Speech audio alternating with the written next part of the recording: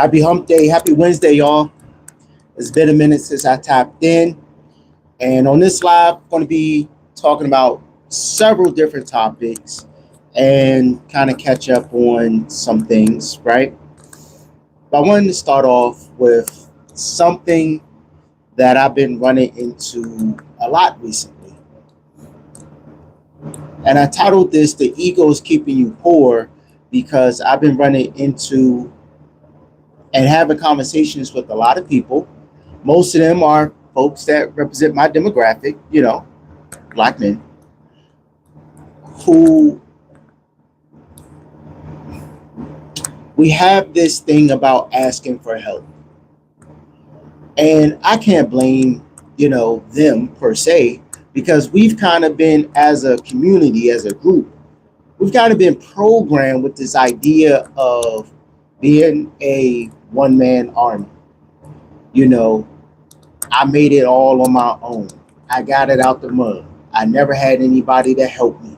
I did everything myself, right? How many times have we heard that, seen that in music, seen that in on different podcasts, things of that nature, where people will claim that they did everything by themselves. They obtained all the wealth all by themselves, right? They didn't have a mentor. They didn't have a teacher. They just magically figured out how to become a millionaire all by themselves, right? And yet, when you listen to other podcasts from other demographics and from other business owners and multimillionaires, what do they always reference to? They always reference to learning more. They reference podcasts that they listen to. They reference the books that they read.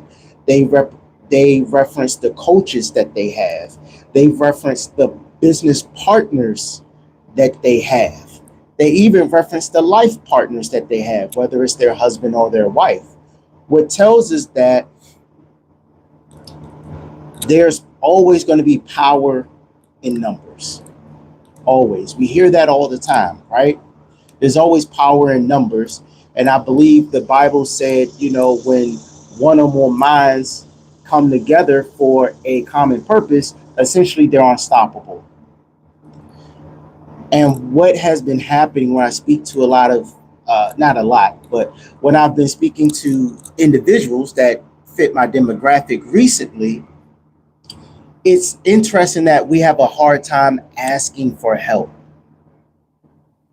And this is something that I've faced as well, where it's almost as if asking for help can almost make you appear like incompetent or even weak.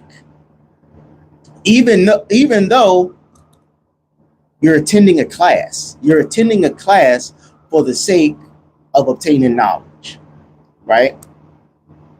But then when the opportunity is presented to work with the teacher directly, all of a sudden, there are all these questions and, I already know this, I already know that, I already have all this information, right? And that begs the question, well, if you already know everything and you already have the information, why do you continue to attend these classes? What's missing?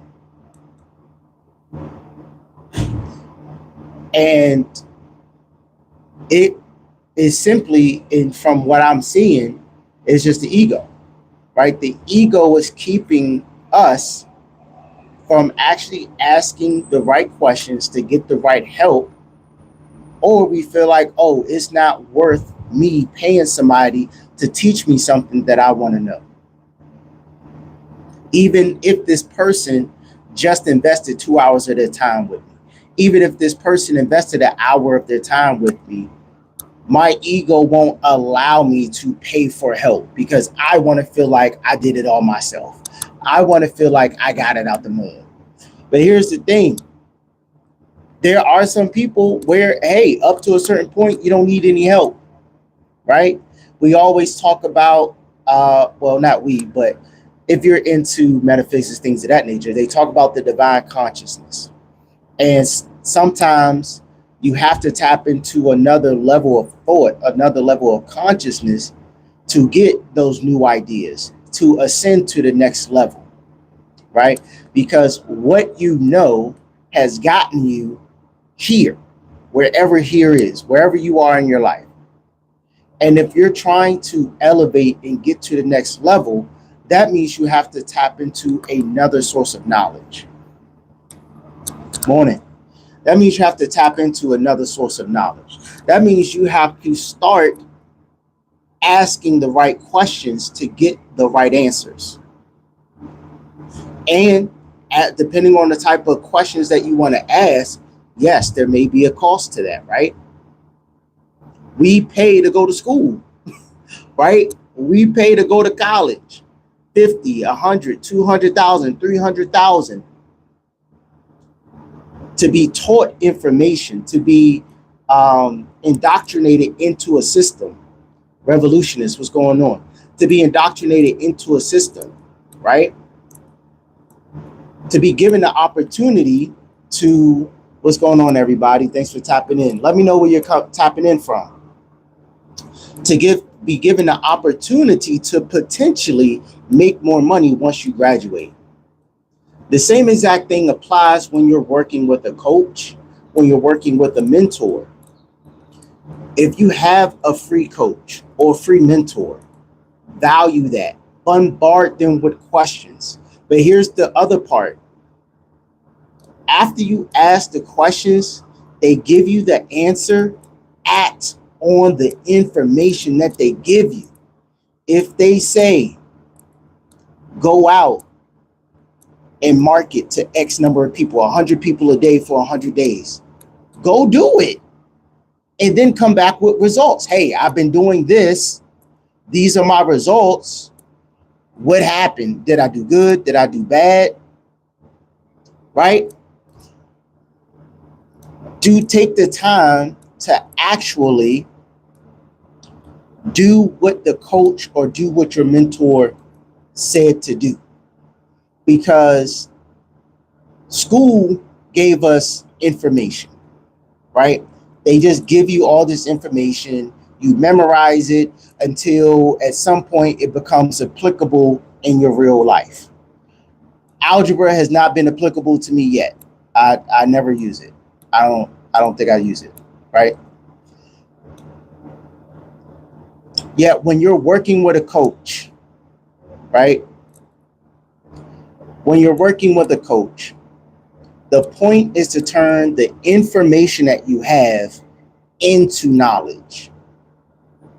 Jamal, what is that? Right? Information, they say information is power. To me, I'm going to give you a little caveat. Applied information is power because information that's applied will turn into knowledge. That's why there's a difference between speaking to an entrepreneur or getting coaching from an entrepreneur that is actively a millionaire is totally different from learning business from a business school from a professor that never ran a company. All they can do is give you the information. They can give you the theory behind an idea.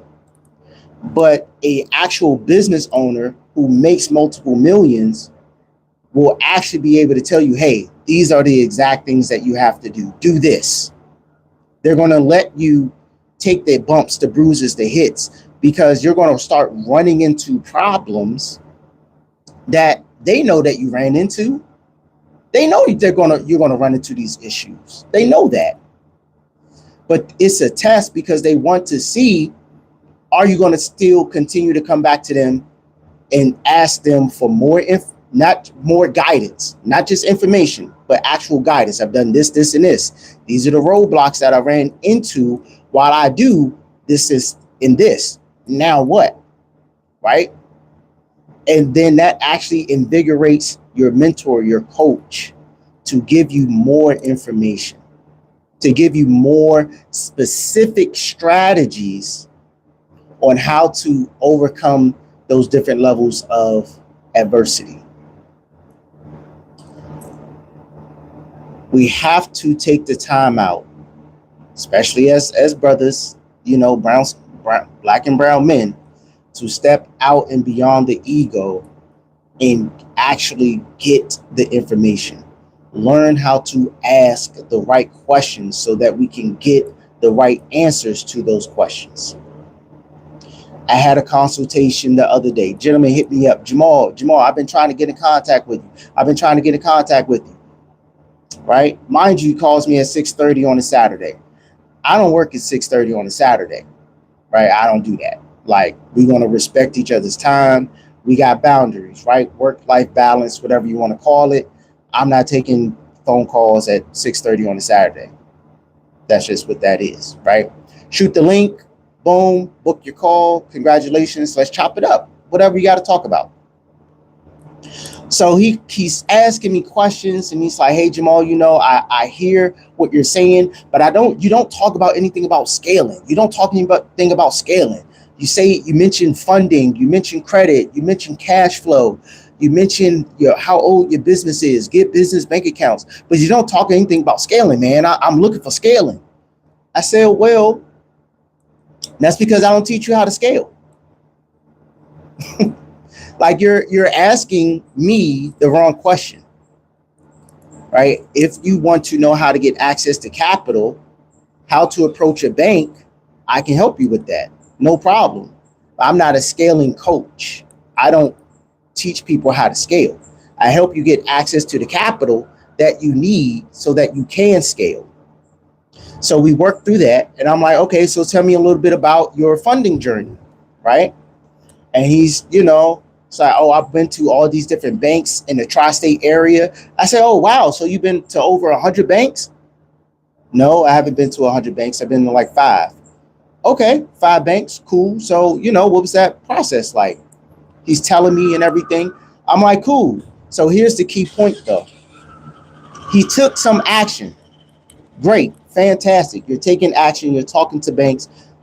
So then the great thing about being able to sit down and have a coaching session, I'm able to ask more detailed questions. So tell me more about these conversations. What did you ask the bank for? Right? He's like, "Well, do they fund blue collar work?" Okay, so what does that mean when you're talking to a banker? Because when you're talking to the banks, they don't look at it like that. They don't say, "We fund blue collar work." They go by the specific industries, right? Banks have high risk, medium risk, low risk industries.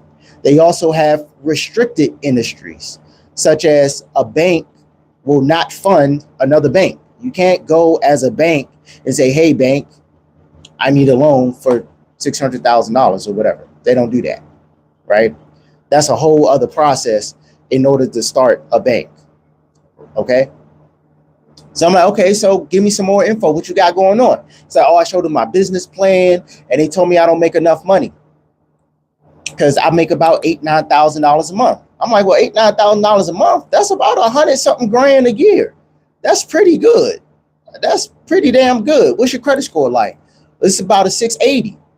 I'm like, you're a 6-figure earner and you got a 680 credit score, and the banks haven't funded you. They're not giving you any money."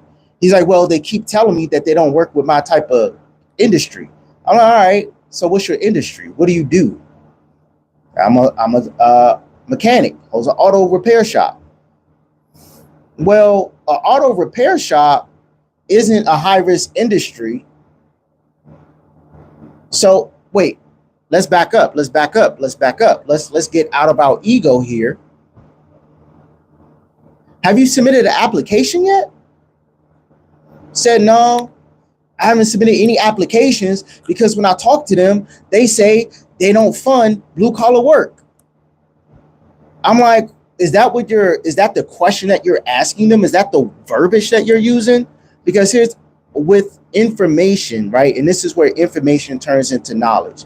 Because of my experience and what I've actually done, I know from experience that the bankers don't know what you're talking about when you say that to them. Do you fund blue collar work? What does that mean? Blue collar work is a lot of different industries. It can be welding. It can be machine work. It can be plumbing. It can be HVAC, right? It can be construction Construction is considered high risk. HVAC and plumbing is not.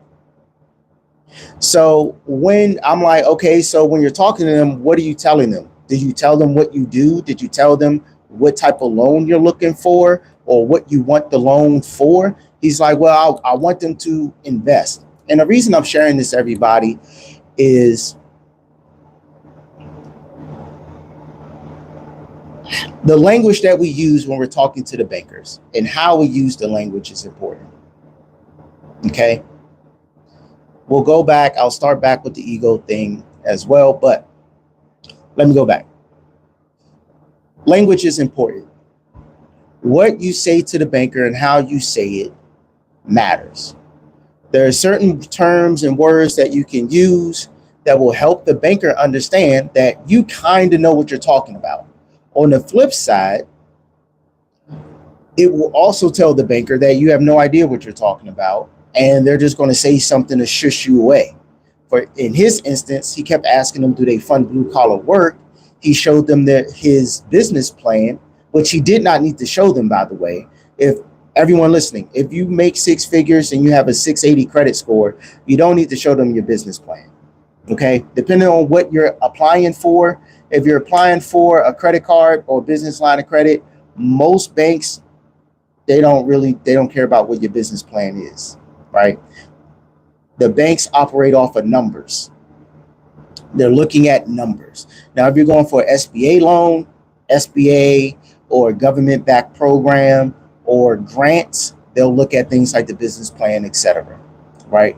Or if you have a really, really big project, like multiple millions, you're building a hotel, you're designing a apartment complex, something like that. Of course, they're going to care.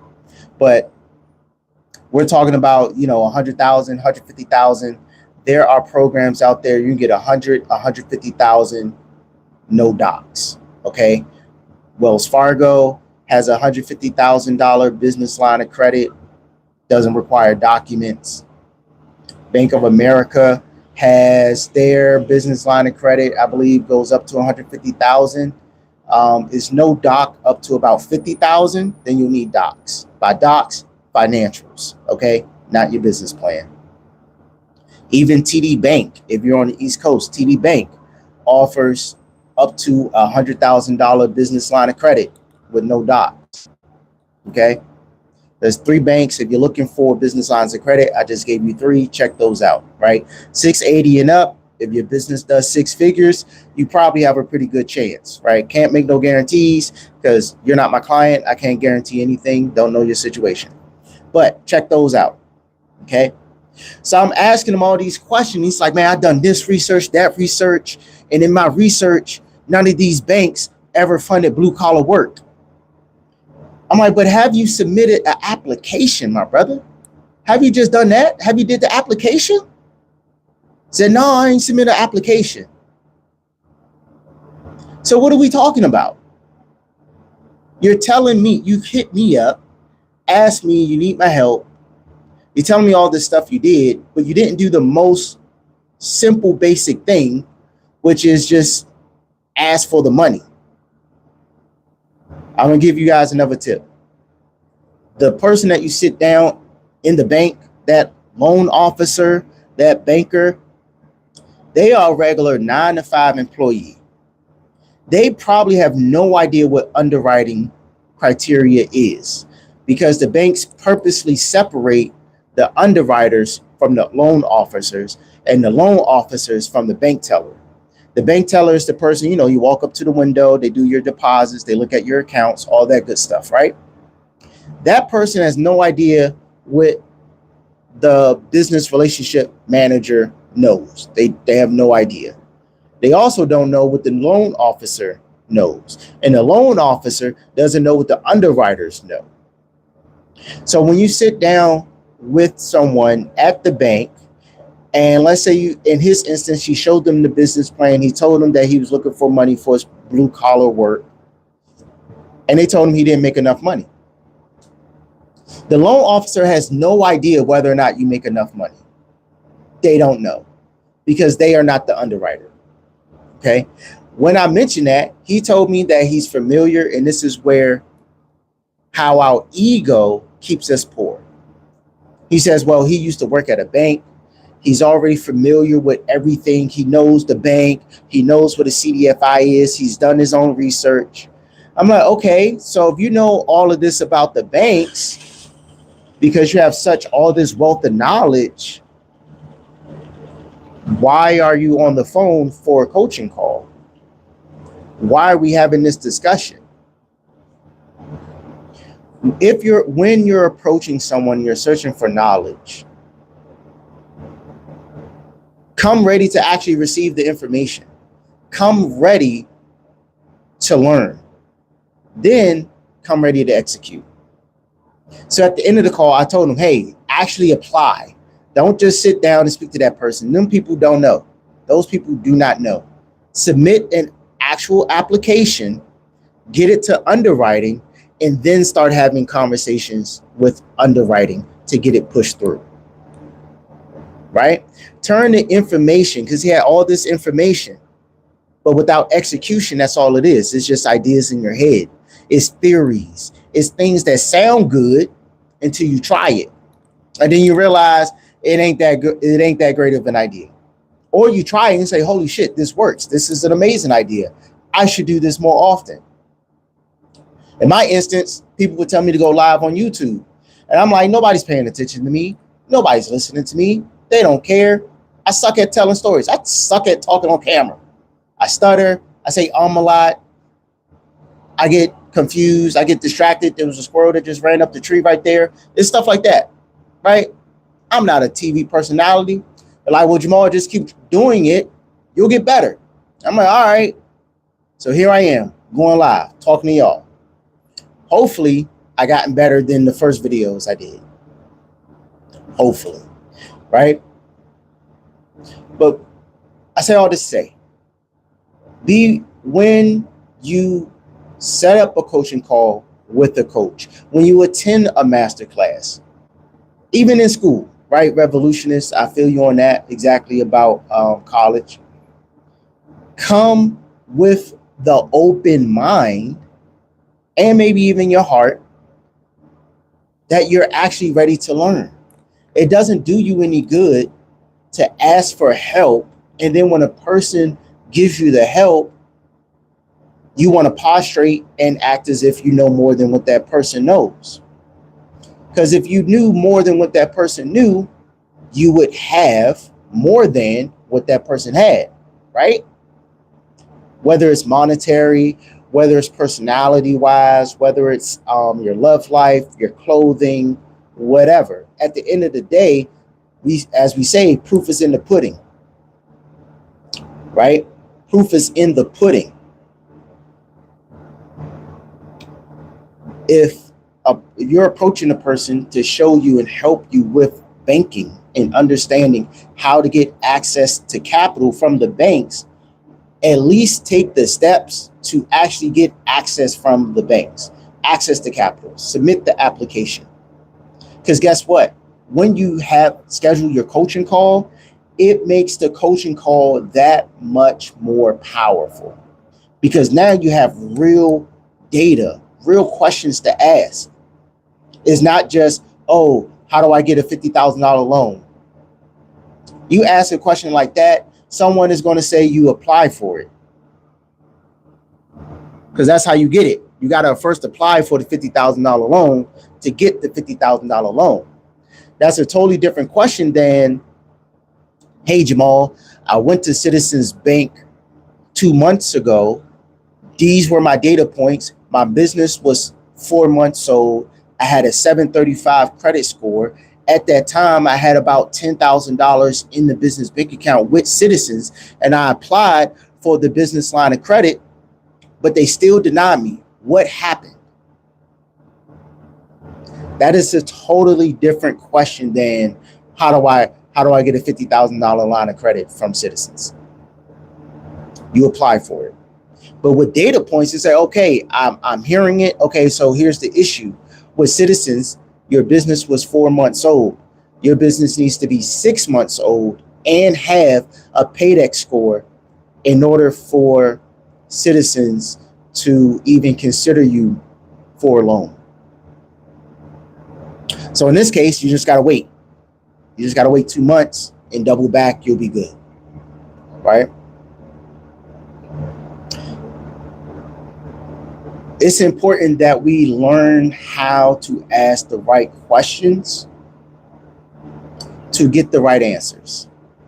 Going back to college, right? I love philosophy, right? That's one of the things because I'm just curious, inquisitive. And that's all philosophy is. It's literally the art of asking questions. When you're going for your funding, when you're putting together a strategy for your funding, just take the time to learn to ask the right questions when you sit down with your banker or when you decide to sit down with a funding coach. Take action. Take notes of the actions that you have actually taken thus far. Have data points ready for the coach. Times, dates, dollar amounts, banks, how many applications, what was your cash flow like when you submitted that app? What was your debt to income ratio? What was your debt service ratio? What type of loan were you applying for? What type of loan do you want to apply for? What do you want to use the loan for? All of these questions allow someone to help better coach you for the type of funding that you're looking for. When I sit down with my clients and they book an hour-long consultation, this is what we're talking about. These are the questions that we go through. And a lot of them that actually book the call have gone through a couple of applications already. Some of them, they've already been funded 100, 200, right? 300,000. Now they hit a roadblock where perhaps they have too much credit.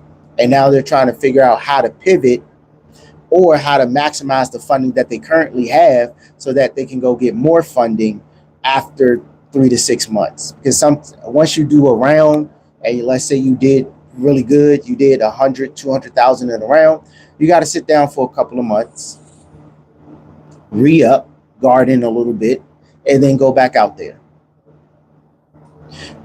So during a funding coaching session, these are the type of things that we talk about, right?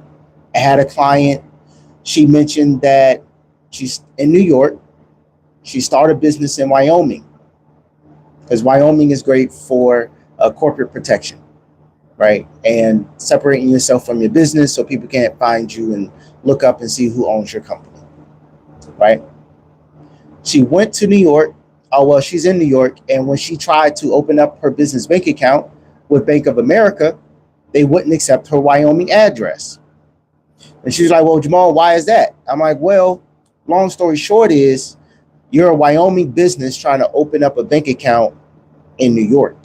Your business needs to be in New York in order to open up a New York bank account. Simple things like this, where knowledge is applied. It's applied knowledge. You wouldn't know that unless you actually opened up multiple bank accounts or you attempted to open up a bank account out of state from where your business is registered, right? Most banks, well, every bank I know of, your business has to be registered in the state that you want to open up the bank account in. Okay? It's simple things like this that you may not know until you actually go through it. This is how you turn information into knowledge. Information is free. We can give you all the information in the world, right? YouTube University, I love it. I both give and receive from YouTube, right? And this is why I hop on here, say what I got to say, give my 2 cents to everybody that wants to listen to it or who can find value in it. I hope this is somewhat valuable to you because I receive a lot of value from YouTube, right? And this is where we can share knowledge with each other and continue that cycle of not only sharing information, but sharing knowledge, sharing actual experiences, and being open to receive that knowledge and then apply it. I would love for somebody to randomly inbox me, shoot me a DM, make a comment. Hey, Jamal, I did the things that you said, and this is what happened. right? You watched the video. You watched the video about getting credit limit increases from Chase because now it's a soft pull, and you did it, and he tripled your credit limit. We'll love for people to give that feedback. Leave a comment below. Right? Now, I'm not going to blame the school system, but we've been beaten down so much to where sometimes, and I get it, where you've been told no so many times that you kind of feel hopeless. You feel like, oh, I've already heard this before, and you start tuning things out. Take some time to decompress, disconnect from the old knowledge that you think, or the old information that you think you've had or you already heard, right? Sometimes you just need to reapply it to a new situation. Maybe the information that you received and you tried at that time, it just wasn't the right thing to do, right? It didn't fit your situation at that time. But you could be in a new season. You could be in a new position in life. Try it now. I have that conversation with people all the time. I say that to my friends and coaches. Oh, I already tried that already. It didn't work. All right, well, when did you try it? How long did you do it for?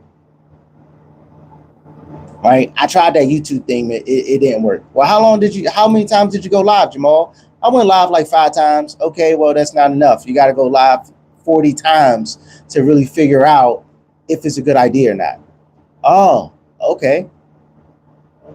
Right? This gentleman, how many banks did you apply for? Well, I applied for all the banks in the tri-state area.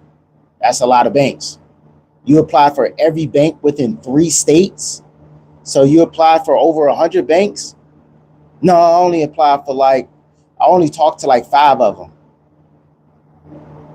That's not a lot of banks. 5 out of 300 is not a good sample size. Did you submit any apps? No application submitted? Submit an application, then you could talk about all your failures. Because right now, you haven't actually done anything to fail. You've only researched. And you're looking at it through a prism of skepticism, a prism of negativity. Sometimes you got to let that go. You got to jump out there on faith. You're scared. You may be discouraged. You're like, everyone keep telling me no. Everyone keep telling me no. Fuck it. Keep going until somebody tell you yes.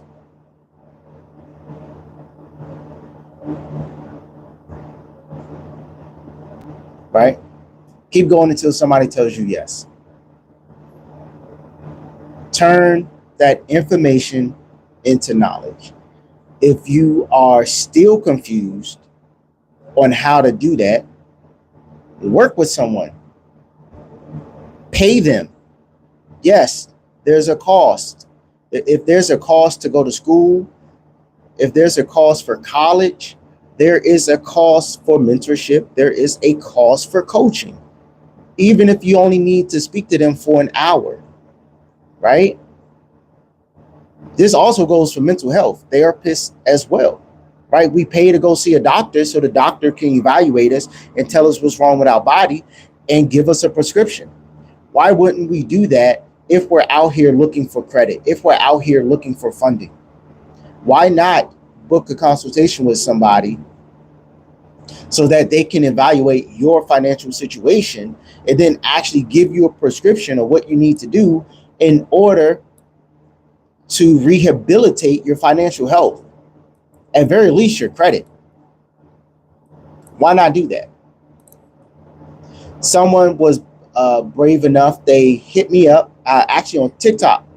I just saw this came through earlier today. They asked me, hey, my credit is bad right now.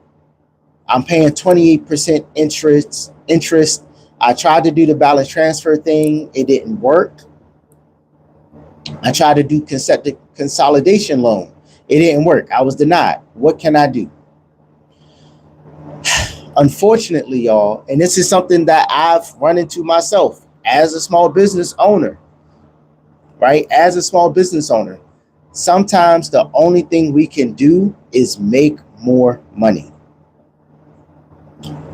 I know I know it always sounds easier said than done. We know. We know it's easier said than done. But it still has to be done. We still, at some point, if you're drowning in credit card debt, if you can't get approved for any more credit, you can't, get a debt consolidation loan or what have you. Sometimes the only thing you can do is simply make more money. Pick up a side hustle, hop on YouTube and get your channel monetized, sell a digital product, mow the lawn, clean cars, mop floors, whatever. Sometimes really the only thing we can do is simply increase our income. For whatever reason, that's not the answer that people like to hear, especially on the internet. They want some kind of hack. There's no hack for not being able to cover your bills. There's no hack. You got government programs that can help you. You have grants that can help you. But all of those same things, you have to apply for them. You have to call. You got to keep following up. You got to make sure they don't lose your paperwork. Right? That by itself is also a battle. It's not quick. It's not easy. Sometimes all that you can do is make more money. If you're in a position where you're in utilization hell, right? Credit card utilization hell, you're paying 28%. If you have a retirement account, you can borrow from your retirement account to pay off your credit cards. You can do that. And then all the money will just go back into your retirement account. The trick is, once you pay off the credit cards, if you're worried about paying interest, there's a couple of things you could do. One, stop using the credit cards. Just have them there so they're sitting on your credit report, and it gives you those data points. That's good. That's a great thing. Another way to stop paying interest on your credit cards is you have to pay the bill off in full by the due date. So as long as you do that, you do not pay interest. If your due date is the 15th and you can pay off your bill by the 10th, the 12th, the 13th, they don't charge you any interest. If you're in position where, so for instance, I had $25,000 in credit card debt. I still had a 685 around that time. So I was fortunate enough where I could open up new credit cards at 0% and then do a balance transfer. So that's what I did. I opened up the Amex Everyday card, the Chase Freedom card, and the Capital One Saver One. Each of these cards had zero interest. Every day was 12 months. Chase Freedom was 12 months. The Saver One at that time was 18 months. And here's the thing too. These three cards did not cover the full 25,000. So this is what I had to do. So I transferred as much as I could initially. So that was maybe like 12,000, something like that. So when I paid off one of the cards, I would, whatever was remaining of the 25 that was still gaining interest, I would do another balance transfer. So in this instance, I had the Amex every day. At that time, that card only had a $2,000 credit limit, super small. I think I had like a $2,000, a $8,000, and a $5,000. The first time I got approved for these three cards. So the Amex Everyday Preferred, I did the balance transfer. It was only $2,000, so I paid that off as quickly as possible. Then I just, from that 25 that was still accruing interest, I just transferred over another 2,000, right? And I would do that with all three of these cards until I paid off the 25,000 over the course of 18 months, because the Saver One gave me 18 months. So I was fortunate enough to do that. Anybody can use that strategy. If you have a 680 or more, you can apply for zero interest credit cards. You can apply for as many zero interest credit cards as you want.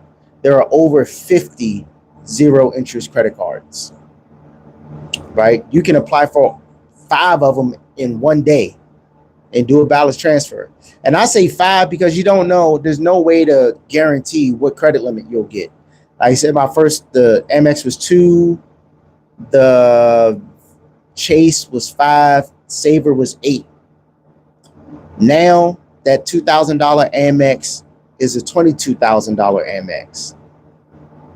The Chase, which is 5, it's not that much more. It's like 11,000. And in Capital One, because they're bastards, they just never gave me a credit limit increase. It's been at $8,000 since 2018. Like, they're not giving me any more money. It is what it is. But I used that card for what I needed it for, to get out of debt. I actually know somebody, they work at a bank, and all they do, they avoid paying interest simply by opening up one zero interest credit card a year. And they put all their bills on it. They don't care about points. They don't care about having high limits. They don't care about any of the credit strategy, credit hacking. All they care about is not paying interest. So this particular strategy is super simple. Anybody can do it. You open up a zero interest credit card. Preferably, the zero interest credit card can cover your monthly expenses. Let's say it costs you $5,000 a month to live your life. So you have a $10,000 credit card, right? It's zero interest for a year. You're going to use that credit card to pay all of your monthly expenses. Anything that you can pay with a credit card, you use that credit card, bam, you never pay interest. And guess what? When that 12 months is over, all you do is apply for another credit card, do a balance transfer over to the next zero interest credit card, and you just keep doing that.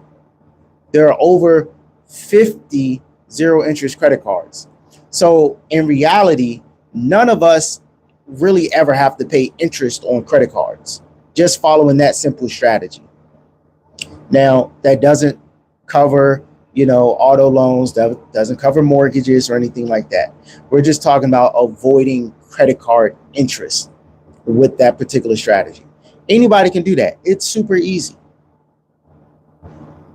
But if you don't have the cash flow to build up your credit, that will need to be the first thing that you do. If you have a business, that means you need to be getting more customers. How do you get more customers? You need to do more marketing and advertising. More people need to know about what the hell it is that you do, so that you have the opportunity and they have the opportunity to work with you. If you're a W-2 employee, you have the opportunity to work more hours at your job. You have the opportunity to pick up a second job. You have the opportunity to do gig work with all the different apps that are out here. You also have the opportunity to start a side gig.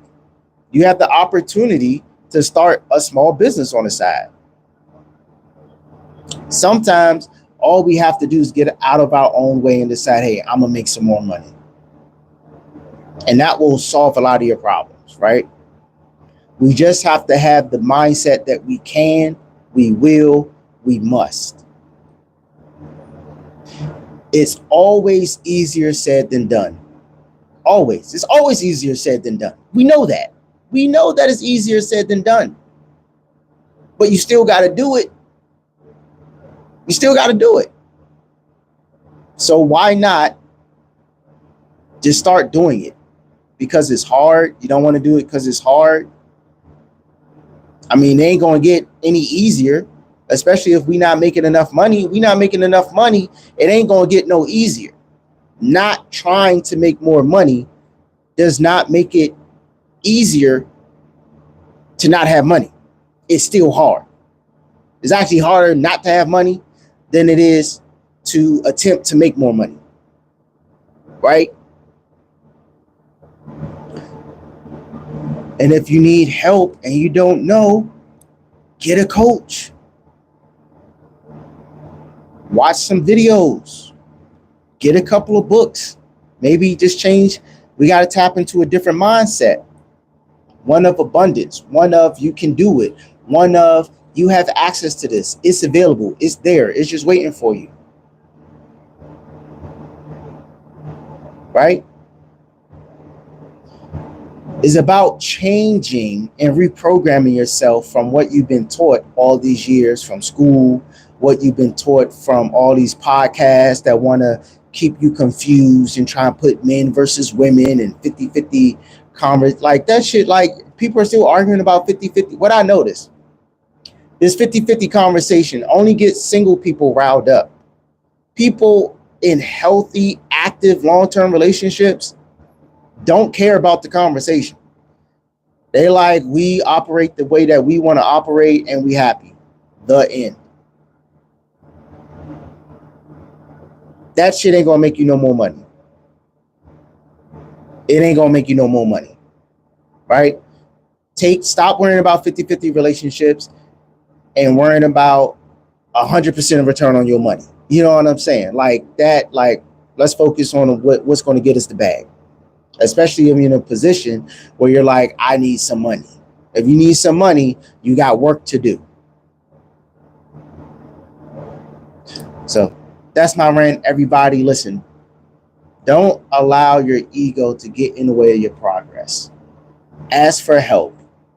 Do the things that are uncomfortable because everything new feels uncomfortable. I am uncomfortable as hell right now doing this video.